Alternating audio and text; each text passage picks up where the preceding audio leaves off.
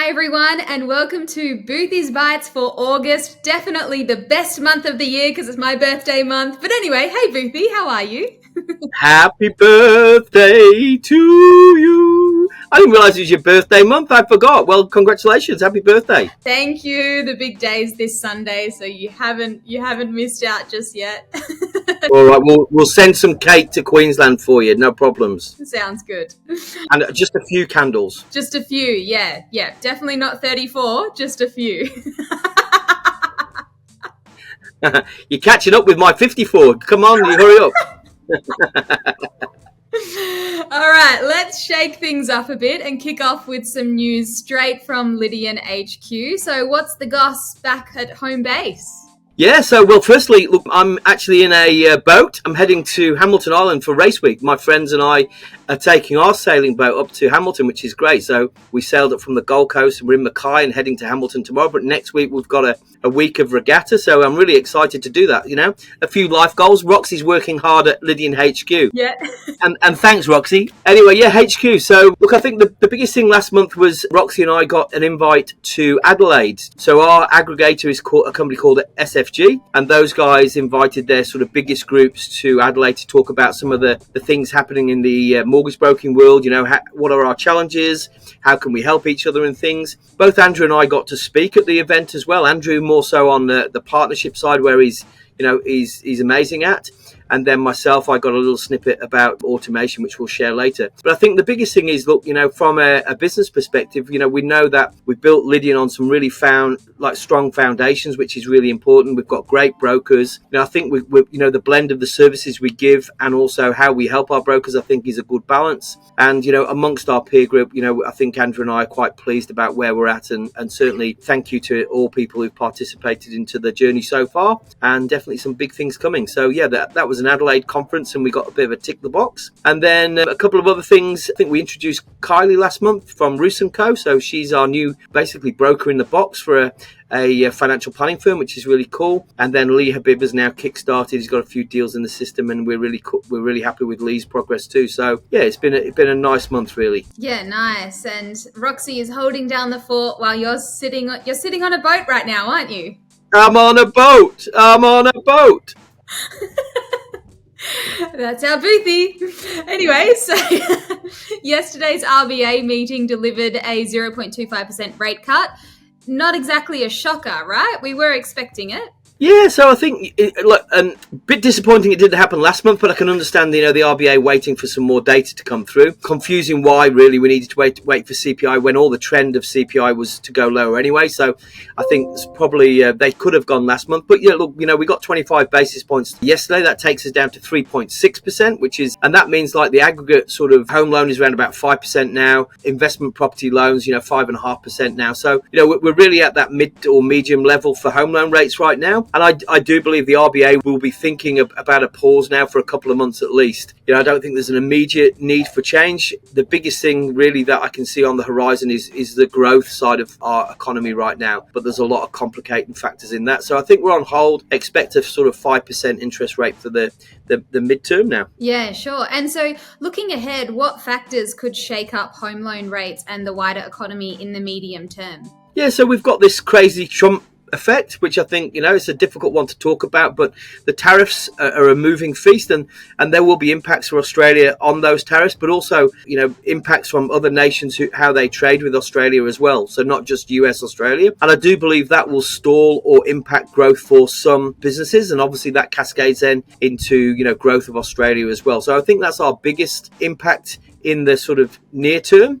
The other thing really, which I do think is going to impact our Australian economy, and we're going to talk a little bit about it later, is really some of these big technology changes, you know, in artificial intelligence and how that's going to evolve and change, you know, jobs and employment, and also, you know, how we do things more so. And certainly will give us more capacity for employers. Our employees will get more capacity because obviously having these sort of AIs or bots helping us do jobs is a big thing. But obviously the other flip side of that is some jobs will be disappearing as well. And this technology is advancing so quickly. It's really kind of, it's confusing to figure out where we'll be in 3 years. But there's no doubt about it. It's coming like a juggernaut, and I think we've all got to adapt pretty quickly. So that's one of the big things I think is going to happen for us in the economy, but also I think more so in mortgage broking as well. Yeah, absolutely.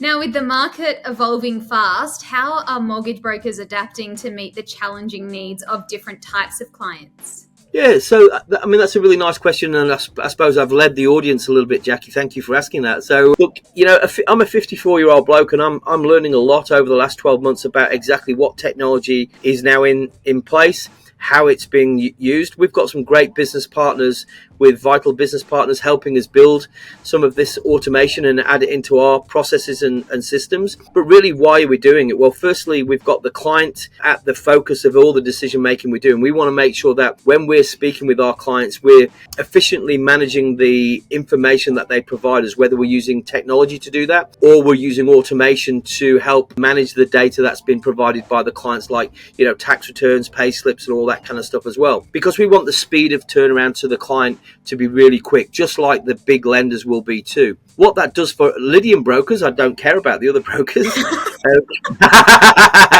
All Lydian brokers are important.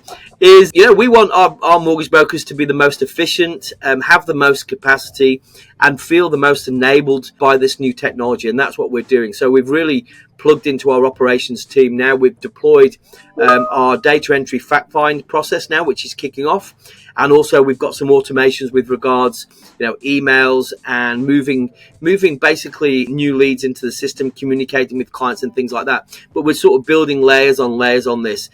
It's expensive to do it. Like I said before, technology-wise, we've had to lean on our partners to help us do that, to have the right platform. But we do feel that Lydian is a contemporary mortgage brokerage business.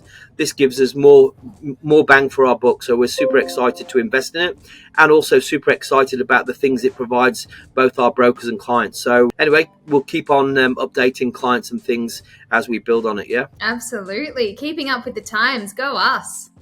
Yeah, and look, go me for being 54. Roxy's got no ideas. He thinks the bots are like the dancing bots from the old days. That's not what they are, Roxy. Just to tell you. That's so on brand for Roxy. No shade, Roxy. We love you. Now, what are the latest updates from the lenders themselves? Yeah, so I think, look, it's been pretty boring just recently with regards to interest rates per se.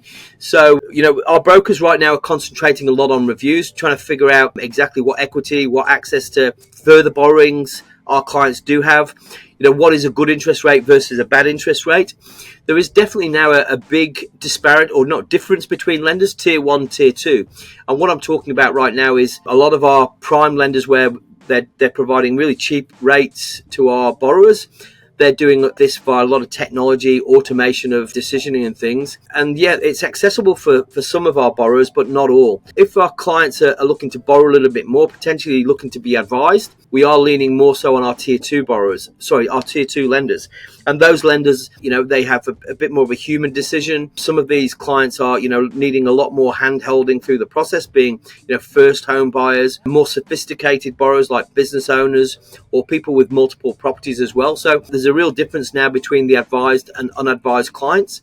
Obviously, we're still trying to get that better interest rate, which we do have some great ones. Macquarie Bank have got some steady rates, but they're providing to a certain sort of demographic. With these changes in interest rates, and they are now very low, the fixed rates are down at sort of 4.99%, 5%. So there's some opportunities potentially to fix in part or a portion of your loan. So again, reach out to your mortgage broker. And again, the other thing is, in your resetting of your rates, make sure you've got your deductible debt, interest only, and your non-deductible debt, principal and interest, to get the benefits of the tax offset for that as well. So they're the things that we're working on right now, more so than sort of plugging a cheap rate. Yeah. Yeah, absolutely. And to wrap things up, can you talk us through some niche lending policies that can really help clients maximize their borrowing power, especially those first home buyers needing a little extra support? Yeah, so there's two really. So each week we do Coffee Club, which is really cool. So we get a lender in, they talk about their products and services. We had ING last week, which was, they've got a really great family pledge product. And what that means is a client can actually utilize the equity in a home from mum and dad to set them on the path. So some of these borrowers may well have had a property in the past. They may not be eligible for some of the government guarantees and support that the lenders are providing with regards to lenders' mortgage insurance in particular. So to remove some of these heavy costs associated with borrowing, you can actually utilize your parents' property or a family member's property to use that equity in the property to then borrow that 20% of the value of the property. So that's called a family pledge, and it's something we're doing quite a lot of right now, which is good. Normally for some of the larger loans up to sort of $1.5–2 million as well. So that's the first one. And the second niche that they've got, which is a real good reminder for me, is this common debt reduction policy which their credit has. Now, the example of this is if we've got like husband and wife, okay, and the husband is borrowing for an investment property, for example, and the property is going to be owned solely in that husband's name and the application is going to be solely in that name, the common debt reduction policy allows for 50% of the living expenses, 50% of the contribution to the household, 50% of any other combined debts with the wife to be used in assessment, and secondly, use the wife's income to manage those ancillary costs as well associated with those third-party loans and lifestyle or living expenses. So the common debt reduction policy is not in place with many lenders, and a good timely reminder to reach out. If you're struggling with affordability, you're not quite sure and you think, well, I should be able to do this, reach out to your broker and get some help, because it's definitely a niche which is, when you use it properly, is a real powerful bank to borrow a little bit more. Yep, absolutely. Well, Boothy, that's all the questions I have. So thank you for your time, unless there's anything else you want to add. No, well, I think, wishing you a wonderful and happy birthday. What are you doing? Are you going to do anything special with family? So I got family dinner next weekend, because then that is a joint birthday between myself and my mum. But this weekend I'm going whale watching. Ooh, I've seen lots of whales on the way up. I bet you have. Well, say, wave to them and tell them, hey, Jackie's just down on the Gold Coast. Catch up with her. Yeah, go see Jackie. Get down there quickly. Excellent. Oh, well, from all of Lydian, happy birthday, Jackie. Enjoy your day, your special day, and we look forward to doing Boothy Bites, next month. And also, I'll probably be back in the office. And also, just a big plug for Roxy's rap. Is that what we're doing as well now? Yeah. That's out there in the world. Roxy's rap.